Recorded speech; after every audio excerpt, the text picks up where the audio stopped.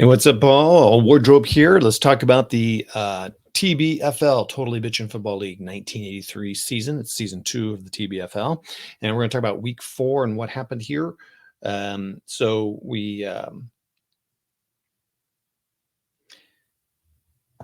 had the Tulsa Ravens, the number 1 team, ranked team at the beginning of the season, went into the Rhine Showboats for that long flight across the pond.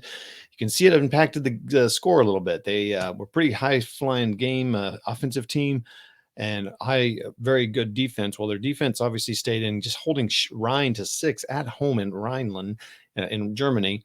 But Tulsa only scored 14, so not much point differential there, but they did get a win. So they continued their winning streak for the year, but then Rhine just having a rough year. We'll see where the standings are. The Muncie Milwaukee game, another close one. Has some pretty close ones this week, except for the one. Muncie, Milwaukee Triangles. So that was another high seed being at 4 beating the 6, 30-24. So the Tulsa, Muncie, and Shreveport games I played with instant results, and I played out the Austin Akron game. So let's skip to Shreveport, San Francisco. You can see 8 team could not beat that 7th team, and which was really good for San Francisco. And San Francisco finally got another home win, so they're doing a little better this year than they did last year at home. And that was a pretty solid game there, 30-13. So that's quite a spread there for San Francisco. That'll help them in the long run, probably.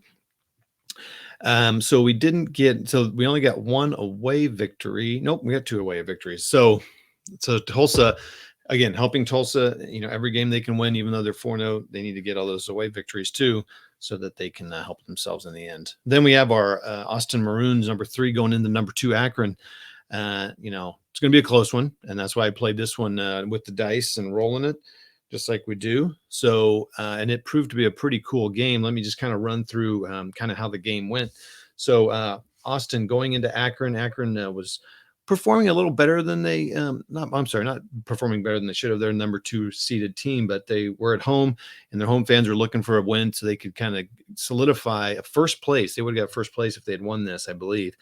But we started out the game with actually 4 punts, and Akron went to punt, but they got blocked, and Austin ran it in for a touchdown. So that was pretty cool. So it was 7-0 Austin. We went into the second half with that, with Akron again punting. So all that Akron did that first quarter was punt. And then the very first play in the second quarter, Austin rolled a 6-6-6 for a TD run on a 6-6-6, making it 14-0. Hometown fans were getting pretty nervous, but Akron at the very last play of the first half got 14-7, so that kind of put a little bit of a damper on Austin's excitement about going in 14-0, which would have been pretty good for them. And the hometown fans decided to stick around. Good thing they did, because of the first play, they got the ball, Akron did, for the first half, and a TD run. So they had two TD runs, possessions in a row. So then it was 14-14. Hometown fans were getting a little pumped up. And then we had punt, and then Akron ended the third quarter. So they kept ending the quarters with scores. Akron ended it with a field goal, making it 14-17, finally taking that lead.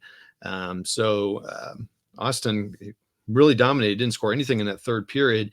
So it was 17-14 to Akron, and they were starting to feel a little bit of heat. This was interesting. Akron had a field goal attempt and missed it. They had a few fluffs, so that block punt for a TD, and then a field goal miss, so it's still 14-17. And then Austin couldn't do anything with it, and then Akron went to punt, but they had to punt because the staunch defense stopped a touchdown. That was a big part of this game too. I noticed there were 10 scores missed that I saw recorded, at least 7 of them because of an offense or defensive. They didn't have an offense thing, or defense helped them, including this staunch defense stopping them. That would have given them a 24-14 lead. So Austin's staunch defense came up strong there in the fourth quarter, and then Austin just turned around. That gave them some energy. They got TD pass, putting them back in the lead, 21-17. And then this next possession, Akron interception. Austin runs it back for a touchdown, making it 28-17. And then Akron fumbled on their next possession. So they had an interception, they had a punt that because of staunch defense. Well, here were Akron's last possessions in the fourth. Here's all Akron's possessions: field goal missed, punt because they were stopped from a TD, interception that led to a touchdown on the interception, and then they fumbled. So they just collapsed. Akron just collapsed there in that fourth quarter. And then just Austin got 14 points. So it was just bonkers how that went. So Austin walks away with an away victory, giving them some away points, which isn't crucial in this league. So let's go take a look at the Google sheet here. This is all week 4. Should all be good. So we got your Tulsa Ravens and Milwaukee Triangles, the only ones left with 4-0. And Tulsa's number 1, as they should be, based on those 6 away points. So Milwaukee's going to be looking to get that, build that up so they can get up there. It's going to be tough, though. They double their point differential. That's interesting. I just now noticed that it's exactly double, 28-56. But they do have the best offense with 104 points. And Tulsa's defense is crushing it. So that's a combination for winning. When you have an amazing defense and the second best offense in the league, you're probably going to do pretty well. And they are. So Akron Gators standing all alone at 3-1 because of that loss at home. They're now 1-1 at home. They do have 6 away points, so that's going to help them in the long run, and only a 3-point differential.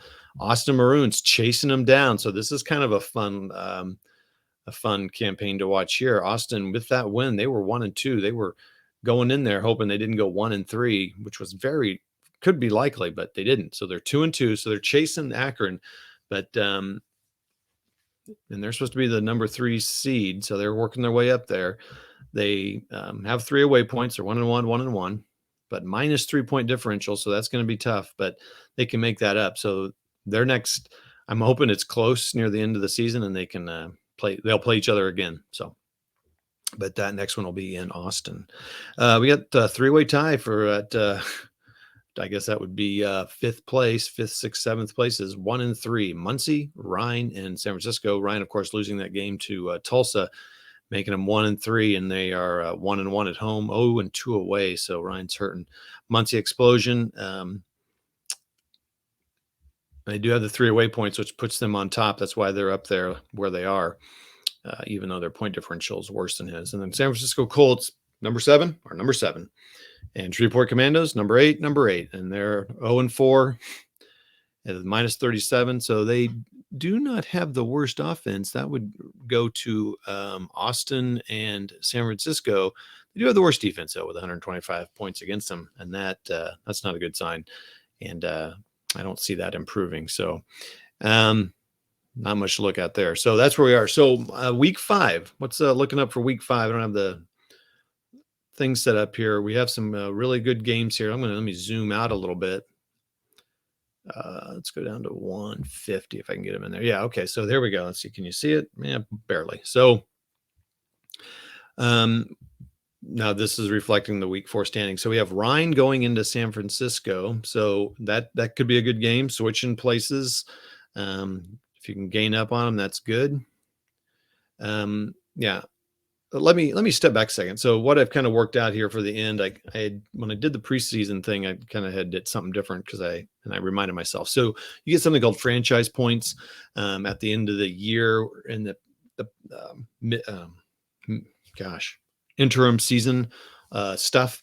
You get something called franchise points based on a few things. I'm not totally clear. I don't have it down. So I'm going to give franchise points for the winners and losers, and you'll see what I mean. So remember, at the end of the season, we're going to play 13 game.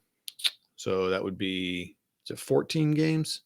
That doesn't make sense. Hold on. Don't we have 8 teams? Yeah. So yeah, 14 games. So you're going to play 14 games in over 14 weeks. And then that'll determine just in first, second, third, fourth, all the way, who's going to play each other in just kind of a tournament. So like in this case right now, Tulsa and Milwaukee would play each other. I'm going to do it at a neutral site, and we're going to play it out, neutral site. all these will be played. We'll pretend that they play, the 7 and 8 game first, and then the 5 and 6, and then the next day it'd be 3 and 4 and 1 and 2. So what's going to happen is the first place at the end of the year after the little playoff, they'll get 2 franchise points. These people will get 1. These two will play each other. These will get 1. This one will get 0. These two will play each other. This one will get 0. This one will get -1. So you're playing to not get negative. And this will be -1 and -2 because you get some points. Now, I'm not sure how that's going to play out. The league's going to try it and we'll see how it goes. If it doesn't work, well, then we'll change it next year. I just really want to give the winners something, to just give them a little bit of a boost, like, get more money or whatever. So remember, that's how that is. So where you are in the place matters, and I wanted to do that for that very reason. So anyway, so Ryan plays San Francisco. That's a big deal. You want to do that. I don't know how great a game it's going to be, but you definitely want to do that. And unless they tie, you'll get someone, moving up and getting something different. We got Milwaukee playing Shreveport. Now you might think, well, that may not be a great game, but it's a great chance for Milwaukee to really get their point differential up, maybe make up a difference here. It is also a chance for them to get 6 away points, and maybe they can do something there. Muncie goes into Austin, so that's going to be another one where you can get a little bit of displacement here. Yeah, because Muncie goes into Austin. If they win, they'll be 2-3. They'll be 2-3, and then they'll have 6 points. They'll have to get this point differential down to overtake them. But there's some shifting there. And then Tulsa into Akron. This is good because this is the 1 and 2 preseason favorites. Again, you could see some shifting here. They could go 4-1. They could go 4-1, and which would really help Milwaukee because it should be a victory for Milwaukee. So, this could be a tough one for Akron, or for Tulsa, just because Akron is who they are. But you can see they're really balanced here. So I'm not sure. I mean, they allow a lot of points, and that's not good for a team like that. But they do get a lot of points, but they stop. So this will be a fun thing. Now, the thing is, if Tulsa wins, it'll be 3 more points, away points, and Milwaukee can earn 3 more away points. But, oh, yeah, I didn't notice that. So if Tulsa wins, Milwaukee's still going to be trailing them. But so you're going to see Milwaukee fans rooting for Akron to get a victory because they'll separate them. So it should be a fun week. I think this week, because it's going to be the third, 1/3 of the way through the season, pretty much, I am going to definitely play all these out. I've decided I don't think I'm going to record any more games until someone tells me something. It's just takes just a smudge more time, and I'm not getting, I don't get a lot of views anyway on this channel. And so it's a lot of work. So I think I'll just do these wrap ups, and people talked about that. And so let me know. I mean, it's fun to play them, but maybe the wrap ups are good. So, okay, that's that. And that's a week 4.